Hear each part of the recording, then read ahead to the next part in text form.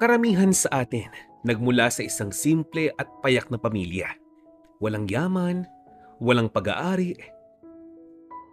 Ang mahirap akong minsan, wala kang kamag-anak na maaari mong asahan. Ganoon pa man, sila ay gumagawa ng paraan upang makasurvive sa buhay na ito. Halimbawa na nga lamang ay ang pamilya nga nitong si Malu. Isang umaga, kinakausap nga si Malu ng kanyang ina habang sila ay nag-aagahan. "Oh, inay, bakit parang nakasimangot po kayo? Ano pong problema?" "Wala ito, anak. Medyo nalulungkot lamang ang inay dahil parang walang pinagbagong buhay natin.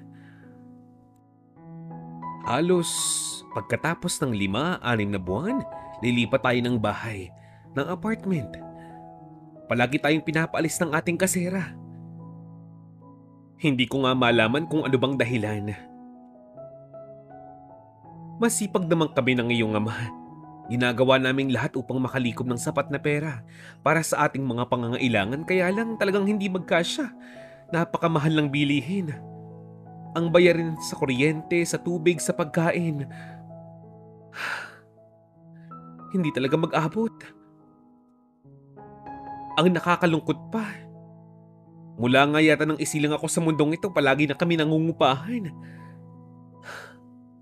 Alam mo, anak, maikwento ko lamang sa iyo, halos nalibot na ata namin ang buong Pasig, maging ang karating bayan, kakaupa. Nang mapangasawa ko ang iyong ama, akala ko magbabago na, pero ganun pa rin. Nangungupahan pa rin kami. Hanggang sa maipanganak-anak, ganun pa rin. Alam mo anak, minsan nahihiya na nga ako sa'yo. Kasi alam ko bilang isang magulang dapat hindi ganito. Napakarami ko ng pagkukulang sa'yo, anak. Sana'y maunawaan mo naman ako. Sobrang hiyang-hiya na nga ako sa'yo dahil maging mga sahod mo na dapat ipon mo para sa iyong sarili ay nagagalaw pa namin. Pagpasensyahan mo na, anak. Yan ang sabi ng ina nga nitong si Malu. Ang sabi naman ni Malu, "Hay nako naman inay, akala ko naman po kung ano. Inay, wag po kayong mag-isip ng ganyan. Saka, alam kong hindi niyo to ginusto. Alam ko pong kayo ni Itay nagsisikap sa buhay na ito kaya wala akong karapatang magreklamo. Inay, bata pa po kayo. Malakas pa po tayo. Makaka-survive din po tayo, inay. Malay niyo dumating yung panahon na lahat ng mga bagay na ito ay alaala na nga lamang. Hindi ba? Malay niyo po, hindi ba? In the future, makatingin po tayo ng ginhawa. Ang mahalaga, wala po tayong ginagawang masama sa kapwa natin. Huwag niyong pakinggan yung mga tsismosa sa labas. Laging sinasabi na hindi responsibilidad ng isang anak ang isang ina, ang kanyang ama. Wala akong pakialam doon. Ang mahalaga po sa akin, tumatanaw ako ng utang na loob. Tsaka pamilya po tayo, hindi ba? Ang pera ko ay pera niyo din. Napayakap naman ang ina nga nitong si Malu sa tinugon ng kanyang anak. Proud na proud siya dito. Paano mong hindi ipagmamalaki ang anak na ganito? Hindi madamot, mapagmahal sa kanyang mga magulang, marespeto at masipag. Itong si Lian Malu, bunso sa pamilyang De La Cruz, ay isang private nurse ngayon sa isang maliit na ospital na pagmamay-ari ng isang mayamang politiko. Mistulang home for the aged na nga ang lugar na iyon. Dito nga kasi dinadala ang ilang mga mayayamang matanda na hindi na kayang alagaan ng kanilang pamilya. Kadalasang dahilan, ang mga anak nga nila ay nasa abroad na. Doon may trabaho, doon na nga bumuo ng sariling pamilya. Naiwan sa Pilipinas kaya naman ngayon, nasa maliit na ospital at inaalagaan itong si Nalia at ng kanyang grupo. Kadalasan nga, ang dahilan lamang ay sadyang tamad mag-alaga ang mga kamag-anak ng mga matanda doon. Kaawa-awa. Siyempre, may edad na ang mga tao doon. Kaya kadalasan, O mas tamang sabihing kalimitang sakit nila ay mataas ang pressure ng dugo. Yung iba, half stroke pa. Ano pa man ang dahilan, isa lamang ang sigurado. Si Lian at ang kanyang grupo handang alagaan ang mga pasyenteng ito sa abot ng kanilang makakaya. Siyempre, ang mga taong nagbayad sa ospital na iyon, mayaman. Kaya ang mga private nurse dito, kumikita nga naman ng tama. May pambayad ng bills at kahit papaano, wala nang iisipin pang problema.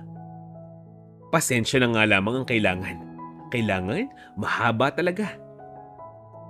At sa kasalukuyan, ang pasyente nga nitong si Lian ay si Senyor Dado, isang dating congressman ng Maynila at nag-retired na nga sa politika dahil sa kanyang edad at dahil sa kanyang masamang kalusugan. Magmula kasi nang atakihin nga siya sa puso, medyo nahirapan na nga siyang kumilos. Alam niyo ba, itong si Senyor Dado, alaga na nga ni Lian sa loob ng mahigit sa 1 taon. Ang matandang ito, napakabait. Mahirap nga lang para sa kanyang magsalita pero unawa na nga ito ni Lian.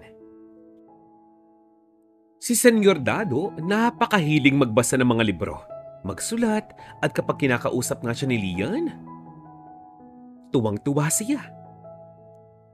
Maaaring itong si Senyor Dado ay isang mabuting politiko, mabuting tao. Kaya lang nakakalungkot dahil this past few days, walang bumibisita sa kanya. Walang tumatawag para mangamusta. Mabuti na nga lamang at nandiyan si Lian. Ganoon pa man, walang problema sa pera ang matandang ito. Yung tipong papirma-pirma na nga lamang sa cheque tapos okay na. Tuwang-tuwa itong si Senyor Dado kay Lian dahil hindi lamang naman siya ang kanyang pasyente pero hindi pa rin siya nagkukulang sa pag-aalaga dito. Ilang pasyente ang iniikutan nga nitong si Lian kada araw. Pero kahit na kailan, never siyang nagmintis sa kanyang mga responsibilidad sa matandang si Senyor Dado. Ang matandang ito, mayroong 4 na anak. Lahat profesional, lahat nakapagtapos ng pag-aaral. Maganda ang estado nga sa buhay. Ang 3, nasa Amerika. Ang isang babae, negosyante naman sa NCR. Hawak niya ang mga proyekto ng gobyerno.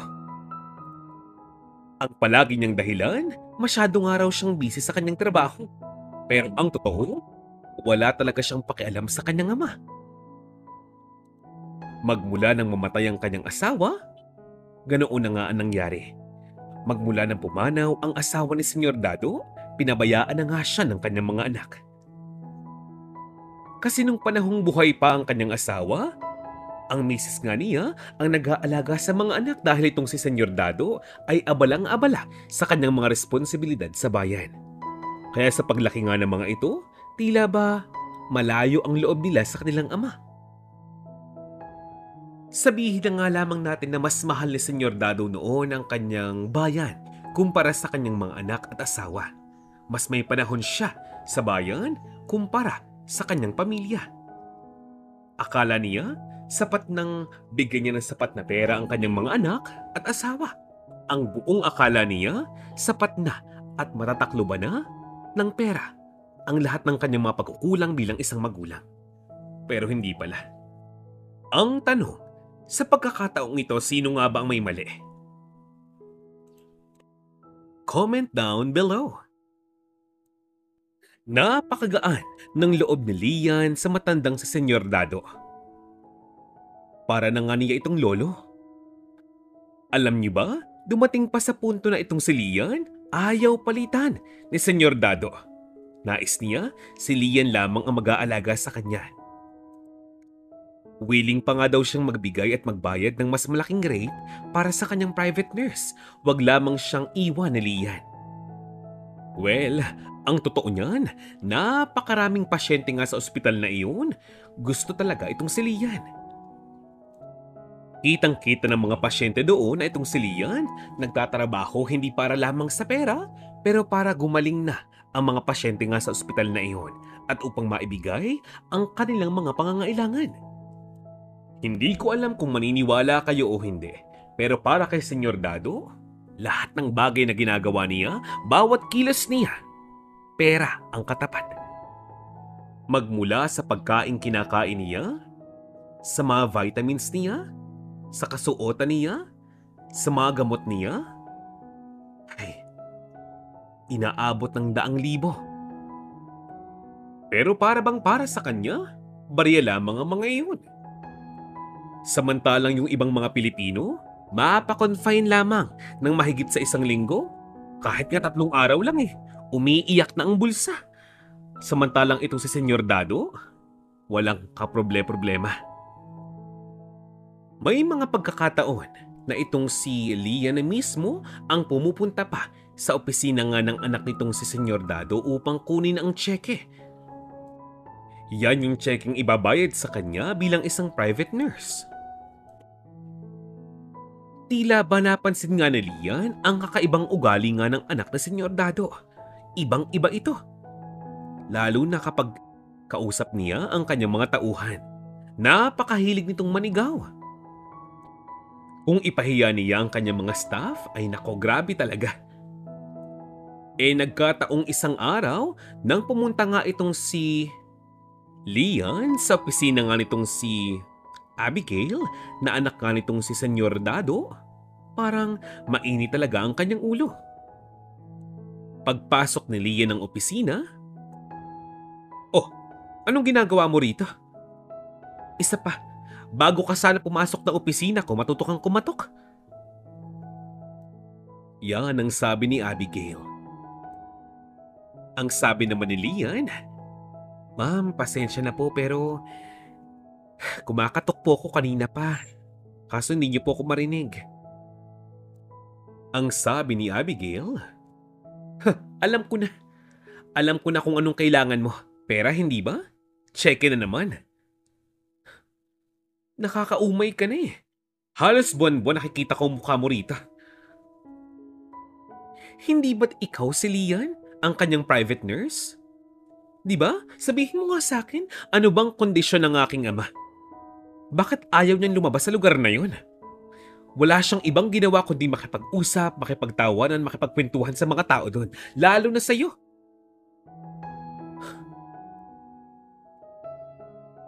Grabe. Alam mo ba? Konting-konti na lang. 100,000 na. Ang ginagastos ko sa kanya. Wala pang 1 taon. Ano bang akala ng papa ko? Dumudumi kami ng pera? Ha? Ang sabi naman ni Lian, "Ma'am, wag naman po kayong sumigaw. Ma'am, pasensya na po pero malaki na po kasi ang bill ng inyong ama sa oxygen. Pati po sa maintenance niyang gamot. Actually, ma'am, ito po ang mismong dahilan kung bakit nais po namin na magtungo kayo sa aming ospital upang makita niyo po ang kanyang tunay na kalagayan. Para makita niyo po ang kanyang tunay na kondisyon doon. Sorry to say, ma'am, pero mali po ang ginagawa ninyong mga assumptions. Mas maganda po kung makita po ninyo ang kanyang tunay na kalagayan sa loob ng ospital po namin. Kaya lang, tuwing tumatawag po kami sa inyo ay palagi niyong dinedecline yung tawag po namin. Ang lagi niyong sinasabi, busy po kayo, may meeting po kayo, at marami pang dahilan. Ma'am, kailangan po kayo ng inyong ama." Ang sabi ni Abigail, "Teka lang, do you know who you're talking with? Kilala mo ba ako talaga? You should know how busy am I. Hindi ba? Isa pa, wag mong palabasin na parang masama akong anak. Kaya ka nga andito, hindi ba? Ako ang nagbabayad ng mga bills niya. And what makes you think na wala akong alam sa kanyang kondisyon? Ako ang kanyang anak. Hindi porke private nurse ka, mas marami ka nang alam tungkol sa kanya. Ayoko na makipag-usap sa'yo. Here's the check. Umalis ka na. And please, huwag ka munang magparamdam sa akin. Ayoko makita ang pagmumukha mo. Sige na. Go!" Si Lian, palibhasa mahaba ang pasensya, tinitiis na nga lamang ang ganong attitude ng kanyang kausap, ang anak na Senyor Dado. Minsan nga naiisip niya, nais niya ng bitawan na, itong si Senyor Dado. Kaya lang, nakakaawa naman yung matanda. Paano pa namang hindi? Ilang Pasko na, ilang bagong taon at birthday na nga ng matandang ito. Walang bumibisita sa kanya kahit isa. Walang nakakaalala.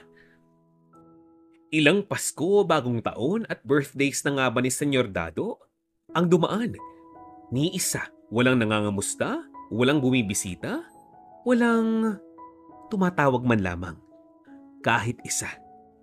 Aware din itong si Lian na meron siyang ilang mga kasamahan na baguhan pa lamang. Ang ilan sa mga iyon, hindi pa ganoon kahaba ang pasensya katulad ng sa kanya. Medyo mapisikal at basta na. Hindi maiwasan nga nitong si Lian na maawa sa kondisyon ng matanda, lalo na kay Senyor Dado. Lalo pa ngayon na lumalala ang kanyang karamdaman, dahilan upang maapektuhan ang kanyang pagsasalita. Kaya kadalasan, hindi na nga niya magawang makipagtawanan sa ilang mga kasama sa ospital na iyon, lalo na sa kanyang mga kaibigang matanda na rin. Ang kanyang mga orders at utos, isinusulat na nga lamang niya sa isang piraso ng notebook. At sa ganoong paraan, madaling naiintindihan ni Lian ang orders ng kanyang pasyente. Kapag medyo magaan naman ang pakiramdam ng matanda, nakikipagkwentuhan ito kay Lian.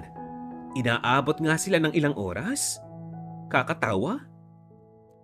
Minsan, umahalakhak pa talaga.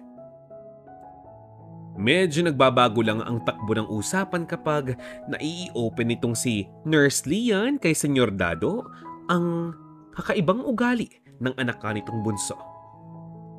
Nahihiya naman kasi ang matandang ito sa inaasal nga ng kanyang bunso kay Lian. Nakakahiya nga daw. Nang sumunod na araw, nagbiro pa nga ang matandang ito sa kanya at ang sabi, para makabawi kay Lian, handa siyang bigyan nga ito ng bonus ngayong parating na Pasko. Maaari niya itong i-share sa kanyang mga kapamilya at kamag-anak. Halos maiyak naman si Lian dahil sa tuwa at awa sa matanda dahil naisip nga niya, ang matandang ito willing pang i-share ang kanyang labis na kayamanan habang ang kanyang puso ay nagdurusa. Sa matagal na panahon, hindi ka binibisita ng iyong pamilya. Magagawa mo ba ang ginagawa ng matandang ito sa iyong kapwa? Palaging nasa isipan nga ni Lian kahit nakailan. Hindi niya papabayaan ang kanyang mga magulang, katulad ng ginawa nitong si Abigail at ng kanyang mga kapatid kay Senyor Dado. Hindi kahit kailan. Akalain ninyo, napakabilis ng panahon. Ngayon, mahigit ng 3 taon nagkakasama itong sina Nurse Lian at si Senyor Dado. Walang kaproble-problema ang kanilang samahan. Parang itong si Lian talaga ang perfect private nurse para kay Senyor Dado. Ipinangako nga niya sa matanda na hanggat kaya niya, hindi niya ito iiwan. Nakakalungkot lang dahil sa pagtagal ng panahon, pasama ng pasama ang ugali ng anak na babae ni Senyor Dado. Maging ang kondisyon ng matanda, pasama din ng pasama. Nagkataong medyo napupuno na itong si Lian. Hindi na nga niya kayang tiisin pa ang ugali nga nitong si Abigail. Medyo nagkasagutan nga sila isang araw. Please, ma'am. Please, tone down your voice. Utang na loob naman. I just want you to know, hindi niyo po kami tauhan dito. Okay? Ma'am, we don't deserve this kind of attitude kaya umayos po kayo. Hindi niyo ako PA, hindi niyo ako assistant, hindi niyo ako sekretarya. Please lang, hindi niyo ako yaya. Huwag niyo akong murahin sa harap ng maraming tao. Ma'am, I just want to remind you, andito po ako para sa inyong ama. You know what, ma'am? Honestly, dapat nga wala ako dito eh. Dapat nga po kayo ang pumupunta sa aming ospital para magtungo sa cashier upang bayaran ang mga kailangan yung bayaran doon. Ma'am, do I really have to travel that long? Mahigit 2 oras ako sa biyahe para lang murahin ninyo? We're trying to understand your situation, pero ma'am, huwag naman sanang ganito. Respeto naman po, utang na loob. Ang sabi naman ni Abigail, sino bang tinakot mo? I know who you are. Alam mo kung hindi ka pupunta rito, wala akong pakialam. Sino bang nawalan? Ako ba? O ikaw? Huwag na tayo maglokohan dito. Pareho nating alam na ang perang ibinibigay ko sa iyo ay mismong perang ipinambabayad sa iyo ng ospital bilang isang private nurse, hindi ba? Umaming ka na. Ano? That's the exact reason kung bakit malakas ang loob mong bumiyahe ng matagal kahit malayo. Hindi ba? For the money, hindi ba? Ano, natahimik ka? No, I changed my mind. You don't have to go back here. Hindi na kahit kailan.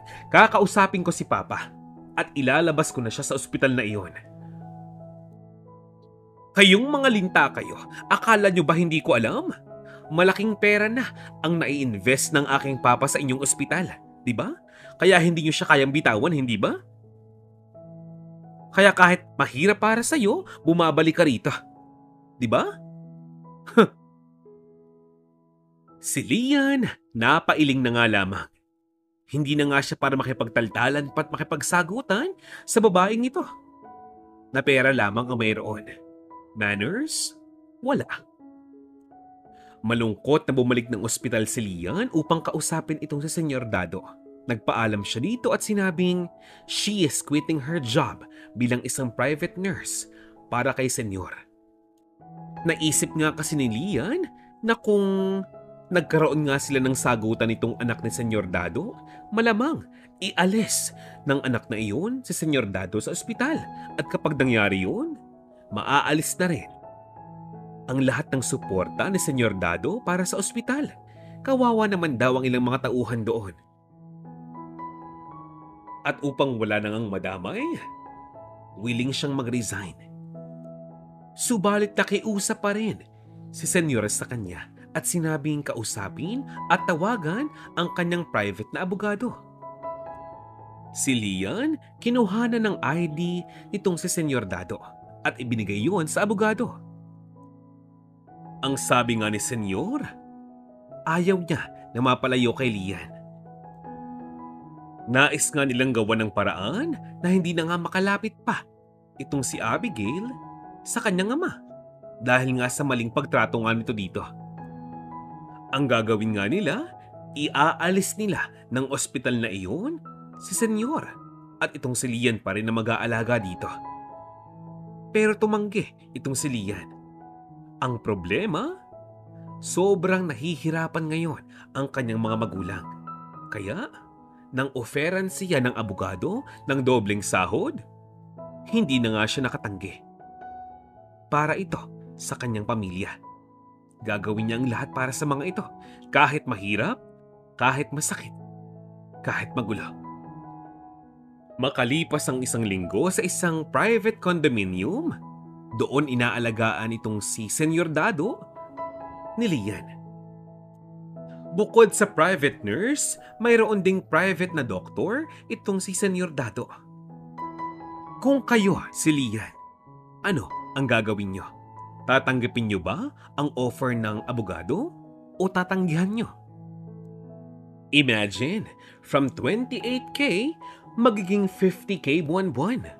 Stay in nga lamang kasama ang matanda sa isang kondominyo. Talagang magbabago na ang buhay ni Lian kung tatanggapin niya ang offer na ito. Pero, paano? Kung ikaw si Lian, ano ang gagawin mo? Balik tayo sa ating istorya. Pag-uwi ng bahay ni Lian, agad niyang kinausap ang kanyang mga magulang. At pinag-usapan nga nila ang offer ng abogado. Suportado naman ng kanyang pamilya ang kanyang pasyang piliin ang offer na iyon. Kung hindi man daw niya piliin ang offer na iyon ay okay lang din. Maaaring sila ay hirap sa buhay ngayon.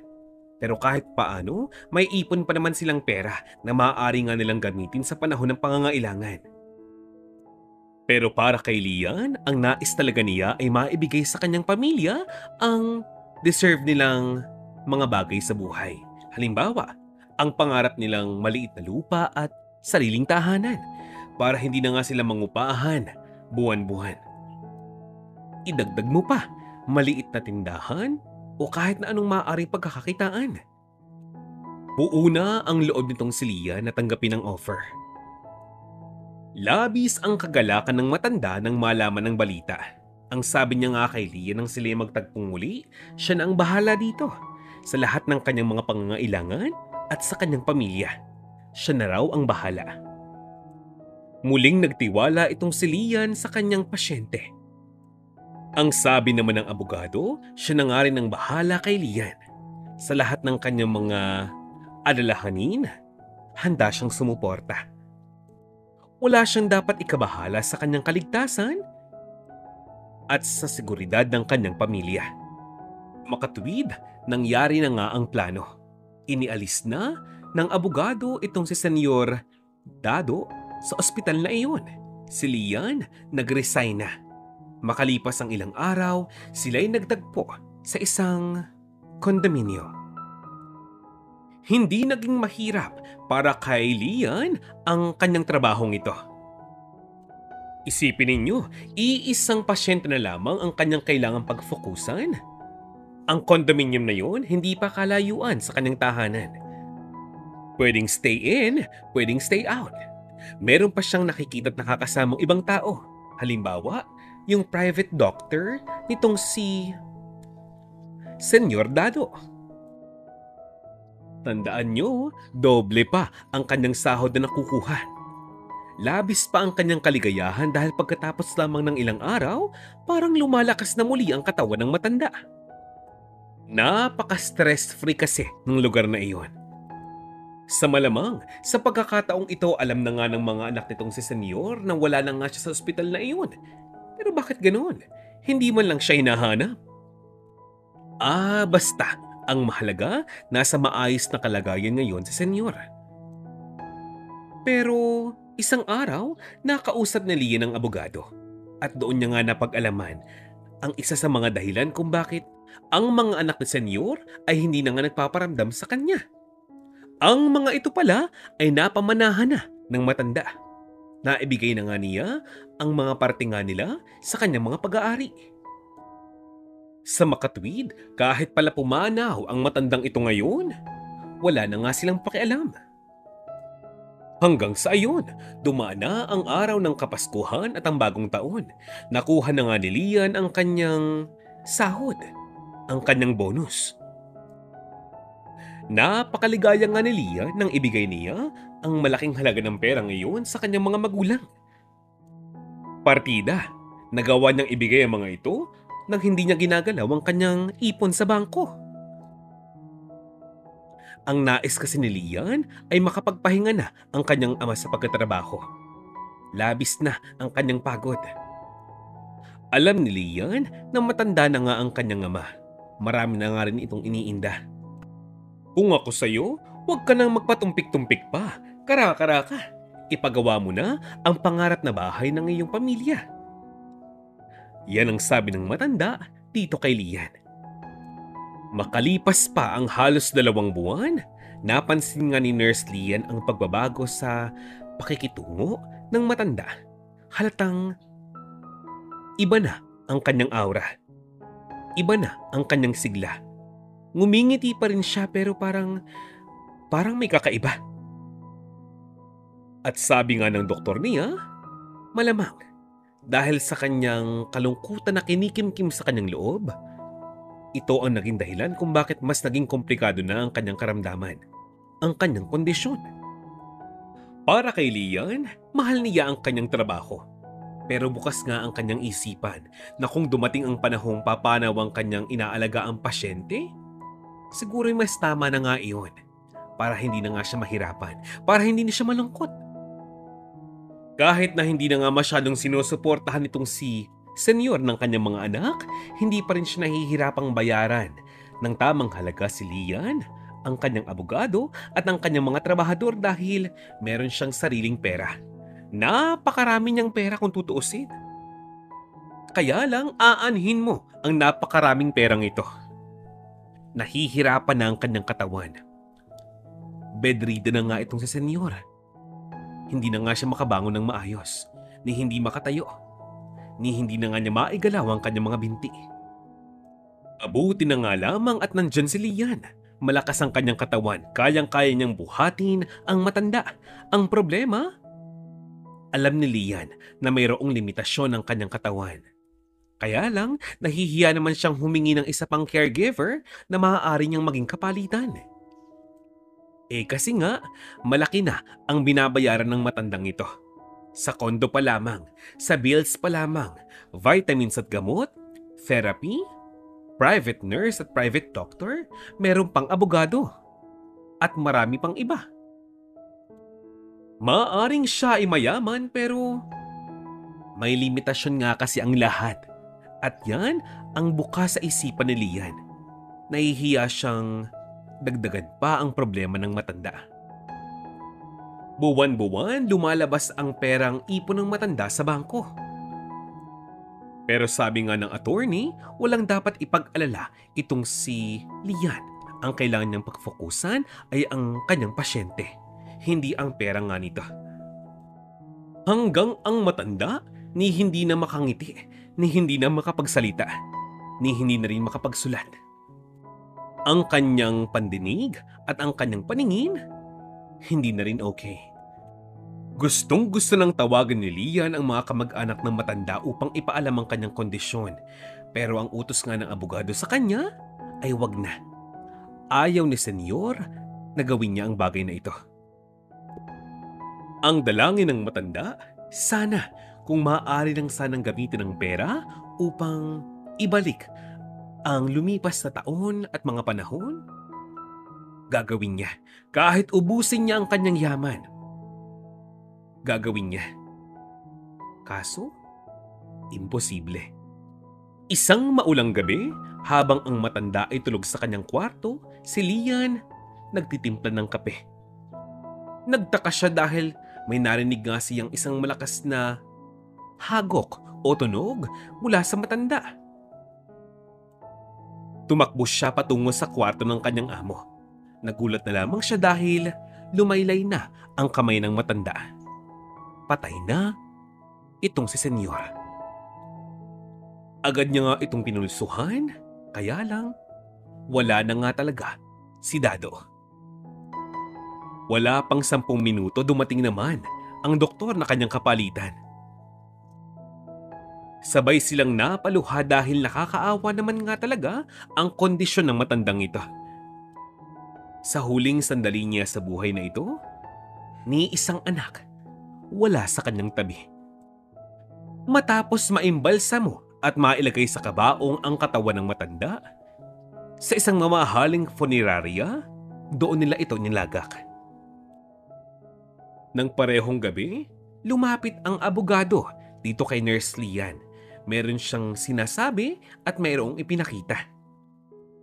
Ang sabi ng abogado, "Lian, halika. Ito. Basahin mo. Ito ang sinasabi ko sa iyo, Nurse Lian. Ang lahat ng paghihirap mo, lahat to may kapalit. Nakikita mo ba ang dokumentong ito? Titulo ito. Lupa at bahay yan sa isang malapit na subdivision dito. Lahat ng ito nakapangalan sa iyo. Ang totoo niyan, matagal na itong binili ni senyor para sa iyo. Siguro mga 1 taon na mahigit.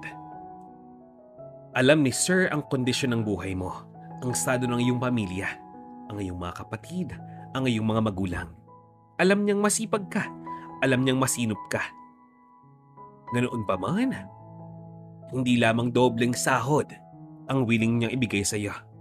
Maging itong pag-aaring ito ay sa iyo na rin. Wala kang dapat ipag-alala dahil hindi ito mahahabol ng kanyang mga anak. Hindi makapaniwala itong si Lian sa kanyang binabasang dokumento. Tunay nga. Sobrang thankful talaga itong si Lian kay Sir at maging sa abogado. Hindi siya makapaniwala dahil lahat ng ito ay parang sobra-sobra na para sa kanya. Hindi niya nga ito in-expect. Agad siyang lumapit sa kabaong ng matanda at doon ay muling nagpasalamat. Muli nga niyang ipinagdasal ang kaluluwa ng mabuting matanda. Ilang araw nakaburol ang katawan ng matandang ito. Ginawa niyang lahat ng paraan upang makontak ang mga kapatid ni Abigail. Kaya lang, ni isa walang sumasagot sa tawag at email.